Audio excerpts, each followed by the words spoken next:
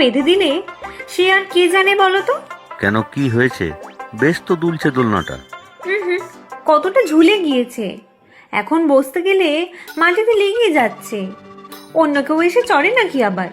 কি যে বলো, এই নির্জন তালবাগানে কে সাধ করে আসবে বলো তো? নেহাতি দু একটা গরু ছাগল চলে আসে ঘাস খেতে, ওদের তো আর মানুষের মতো ভূতের ভয় নেই। সে আমারও নেই, কেন জানো তো? আমি তো নিজেই ভূত একটা। ওহো, না না, আমি ভূত নই, পেতনি পেতনি। ঠাকুমা আমাকে বলে আমি নাকি পেয়েছি, পেতনি। এবার তোমার ঘাড়ে উঠবো কিন্তু। হুম, তুমি মোটেও পেতনি নও, কত সুন্দর তুমি। সুন্দর না ছাই, শুধু তুমিই আমাকে সুন্দর বলো। ঠাকুমা বলে পেয়েছি। আরেকটা বলে আজ শুনেছি। ইস, ছেলের শখ দেখো, লুকিয়ে লুকিয়ে আমার পচা পচা নামগুলো শুনে এসেছে। কথাই বলবে না তুমি আমার সাথে। ওরে বাবা, এ তো সাক্ষাৎ মা মনসা। একটুতেই ফস গোসা করে গোসাই হয়েছে। এই এই মিঠি, রাগ করো না। এই দেখো তোমার জন্য কি নিয়ে এসেছি। কি এনেছো শুনি? লেবেন চুস, মানে কাঠি লজেন্স। কাঠি লজেন্স?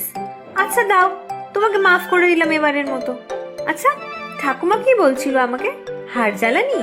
না, হলো না। তবে কি পোড়ামুখী নাকি নাক খেদি? নাক খেদি? সত্যি তোমার কি খেদা নাক নাকি নাক বুচি? এই, বেশি বলবে না কিন্তু। আমার নাক বোঝা তো ভালো, যাও না তাদের কাছে যাদের নাক উঁচু। আচ্ছা শোনো বলছি, ঠাকুমা তোমাকে বলছিল কি জানো? পড়া কপাইল্যা। আমার শুনে বেশ রাগই হয়েছিল। সেইটা বলতে গেলাম ওনাকে, শুনে তো তিনি রেগে আগুন। সে ঠাকুমার কি দোষ? একটুও বাড়িয়ে বলেনি তো। সত্যিই তো আমি পোড়া কপালি। মা গেল রোগে, আর সেই শোকে বাবাও সংসার ত্যাগ করে বিভাগী। আমার তো মনেও পড়ে না তারা কেমন ছিল দেখতে। আমার সবকিছুই ঠাকুমা, আদরেও ঠাকুমা আর গালমন্দেও ঠাকুমা। আমি তো কিছু জানতাম না মিঠি, না হলে তোমাকে এসব বলতাম না।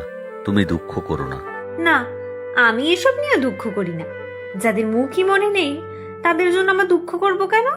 তবে এখনো ঠাকুমা লুকিয়ে লুকিয়ে কাঁদে। তোমাদের দুজনের আত্মীয় স্বজন কেউ নেই? সে হয়তো আছে, আমি জিজ্ঞাসা করেছিলাম একবার। তবে ঠাকুমা তাদের পছন্দ করে না, বলে দরকারের সময় কাউকে পাইনি, এখন নতুন করে তাদের আর দরকার নেই।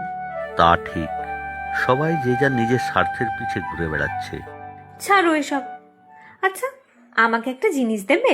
কি জিনিস বলো, ঠিক দেব। আমাকে একটা কাঠবিড়ালি এনে দেবে, পুষবো, সারা বাড়ি দৌড়ে বেড়াবে। কি বললে, কাঠ বেড়ালি? সে আমি কোথায় পাবো? পাখি চাও তো এনে দিতে পারি। না না, আমি পাখি পুষবো না। খাঁচায় রাখা পাখি আমার মোটেও পছন্দ না। ঠিক বলেছ মিঠি, যাদের জন্য প্রকৃতি সারা আকাশ দিয়ে রেখেছে তাদের আমরা ছোট্ট একটা খাঁচায় বন্ধ করে রাখতে চাই, আমারও ভালো লাগে না। আচ্ছা, তাহলে আমার এই দোলনাটা একটু টাইট করে বেঁধে দাও তো।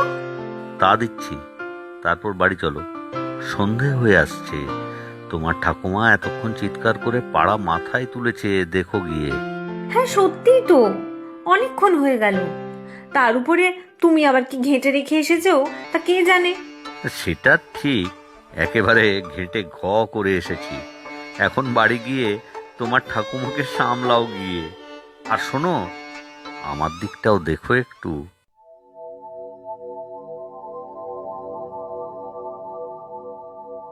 এই মিঠি না, শোন শোন এখানে। কি কাকি, কিছু বলবে? দেখ মিঠি, এক পাড়ায় থাকি, কাকি কাকি বলে ডাকিস, মন্দ লাগে না। কিন্তু তা বলে সব অত্যাচার তো মুখ বুঝে আর সহ্য করতে পারি না। কেন কাকি, কি হয়েছে? তোর ঠাকুমার জ্বালায় তো আর পারছি না। দুটো মাত্র গরু আমাদের, কতটুকু এবার গোবর হয়, কত কাজে লাগে গোবর। আর এদিকে তোর ঠাকুমা ফাঁক পেলিয়ে এসে কুড়িয়ে কাছিয়ে গোবর নিয়ে চলে যায়। ও, এই কথা। আমি ভাবলাম কি না কি হয়েছে।